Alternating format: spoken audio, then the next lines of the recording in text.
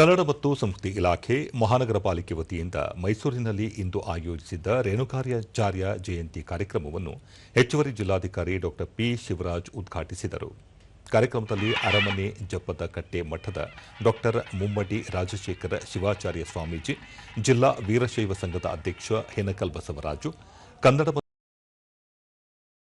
N Mallikarjuna ಸ್ವಾಮಿ, ಸಹಾಯಕ ನಿರ್ದೇಶಕ ಡಾ ಎಡಿ ಸುದರ್ಶನ್, ರಾಯಚೂರು ವಿಶ್ವವಿದ್ಯಾಲಯದ ನಿವೃತ್ತ ಪ್ರಾಧ್ಯಾಪಕರಾದ ಡಾ ಮೀನಾಕ್ಷಿ ಮತ್ತಿತರರು ಉಪಸ್ಥಿತರಿದ್ದರು. ಆಯೋಜನೆಯಲ್ಲಿ ಭಕ್ತಿಪೂರ್ವಕವಾಗಿ ತೊಡಗಿಸಿಕೊಂಡಂತಹ ಶ್ರೀಶೈಲವರು ಮತ್ತು ಧರ್ಮಕ್ಕೆ ಬೇಕಾಗಿರುವುದು ಬುದ್ಧಿಯಲ್ಲ, ಶ್ರದ್ಧೆ ಎನ್ನುವಂತ ಮಾತನ್ನು ನೆನಪಿಟ್ಟುಕೊಂಡು ಬನ್ನಿ.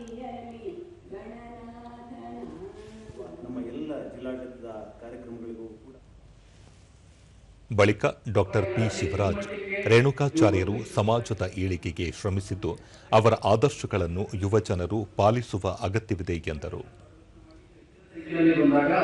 ರೇಣುಕಾಚಾರ್ಯರಿಗೂ ಸಹ ಸಂತೋಷವನ್ನು ತರುತ್ತೆ ಅಂತ ಭಾವಿಸ್ತಾ ಈ ಕಾರ್ಯಕ್ರಮಕ್ಕೆ ಆಗಮಿಸಿರ್ತಕ್ಕಂಥ ಎಲ್ಲ ಹಿರಿಯರಿಗೆ, ಎಲ್ಲ ಬಂಧು ಭಗಿನಿಯರಿಗೆ ನಾನು ವೈಯಕ್ತಿಕವಾಗಿ ಶುಭಾಶಯಗಳನ್ನ ಕೋರಿ ತಮ್ಮೆಲ್ಲರ ಜೀವನದಲ್ಲಿ ರೇಣುಕಾಚಾರ್ಯರ ಆದರ್ಶಗಳು, ಅವರು ಏನು ಹಾಕಿಕೊಟ್ಟ ದಾರಿ ಇದೆ, ಆ ಮೂಲಕ ನೀವೆಲ್ಲ ನಡೆಯುವ ಮೂಲಕ ನಿಮ್ಮೆಲ್ಲರ ಜೀವನ ಹಸನಾಗಿ ಅಂತ. ಡಾ ಮೀನಾಕ್ಷಿ ಶತಮಾನಗಳಿಂದಲೂ ರೇಣುಕಾಚಾರ್ಯರ ಚಿಂತನೆಗಳು ಮಾದರಿಯಾಗಿದ್ದು ಅವುಗಳನ್ನು ಜೀವನದಲ್ಲಿ ಅಳವಡಿಸಿಕೊಳ್ಳುವ ಅಗತ್ಯವಿದೆ ಎಂದು ಹೇಳಿದರು. ಇಷ್ಟಪೂರ್ಣ ಸಿದ್ಧಾಂತವನ್ನು ಕೊಟ್ಟಂತ ಮಹಾನ್ ವ್ಯಕ್ತಿಯೇ ಜಗದ್ಗುರು ಆದಿರೇಣುಕರಾಗಿದ್ದಾರೆ ಎನ್ನುವ ಸತ್ಯವನ್ನು ನಾವು ಮನಸ್ಸಿನಲ್ಲಿ ಇಟ್ಟುಕೊಂಡಾಗ ಅವರ ಬಗೆಗಿನ ತುಂಬಾ ಗೌರವ ಹೆಚ್ಚಾಗುತ್ತದೆ.